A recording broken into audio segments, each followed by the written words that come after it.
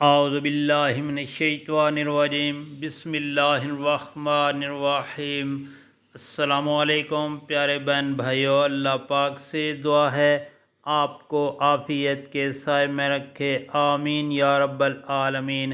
پیارے دوستو، بہترین ذکر، سب سے بہترین ذکر جابر بن عبداللہ رضی اللہ تعالی عنہ سے روایت ہے، فرماتے ہیں کہ میں نے نبی کریم صلی اللہ علیہ وآلہ وسلم کو فرماتے ہوئے سنا ہے، سب سے بہترین ذکر ہے تو پڑھنا یہ ہے، بسم اللہ الرحمن الرحیم، لا الہ الا اللہ، لا الہ الا اللہ، اللہ کے سوا کوئی عبادت کے لائق نہیں۔